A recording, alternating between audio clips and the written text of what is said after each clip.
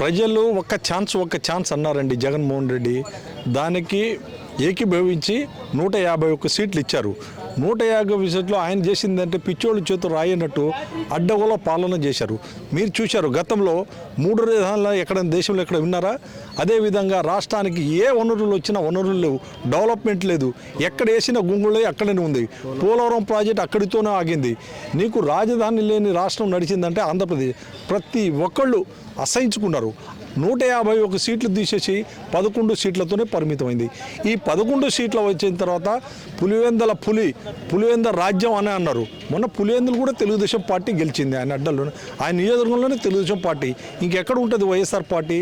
99% 100% YSR party అనేది ఉండదు. ఎందుకంటే ప్రజలు గ్రహించారు. పనిచేసే ప్రభుత్వం తెలుగుదేశం ప్రభుత్వం, పనిచేసే నాయకుడు చంద్రబాబు నాయుడు. ఇది ప్రజలు గ్రహించే తీర్పిచ్చాడు.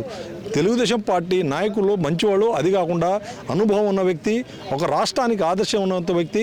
ఇవాళ చంద్రబాబు నాయుడు గారిని, లోకేష్ గారు కానీ ఢిల్లీకి వెళ్తే అందరూ కేంద్ర మంత్రులు హర్షిస్తున్నారు. మంచి నాయకుడు, మంచి ఇది ఉన్న విజన్ ఉన్న నాయకులు వస్తున్నారు. ఆనందంగా ఆంధ్రప్రదేశ్ పనిచేస్తూ ఉన్నారు. ఆర్థిక రాష్ట్రం పరిస్థితి బాగలేకపోయినా కూడా ఇప్పుడు కేంద్రంతో మోడీ గారితో అదేవిధంగా మమేకమై ఇక్కడ అభివృద్ధి కార్యక్రమాలు డబ్బులు తీసుకొచ్చి ఇవాళ ఏ గ్రామంలో చూసినా కానీ రోడ్లు వేస్తున్నారు. అదేవిధంగా మంచినీటి సమస్య లేకుండా చేస్తున్నారు.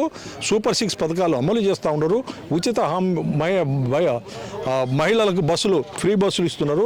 అదేవిధంగా తల్లికి వందనం వేస్తున్నారు. అన్న క్యాంటీన్ వేస్తూ ఉన్నారు. అనేక 1వ తారీఖు నాడు పెన్షన్ ఇస్తున్నారు. అనేక సంక్షేమ కార్యక్రమాలు చేస్తున్నారు. ఇంక ప్రజలకు ఏం కావాలి? మంచి పాలన, మంచి నాయకుడు, ఇంకేం కావాలి? అదేవిధంగా రాష్ట్రంలో ఎక్కడ కేసులు లేవు. గతంలో జగన్మోహన్ రెడ్డి ముఖ్యమంత్రి ఉన్నప్పుడు మాట్లాడితే తెలుగుదేశం క్యాడర్ మీద కేసులు, మాట్లాడితే వాళ్ళని అరెస్ట్ చేయడం, వీళ్ళు చేయడం, వాళ్ళు ఏం చేస్తున్నారో కూడా తెలియని వ్యవస్థ ఉంది.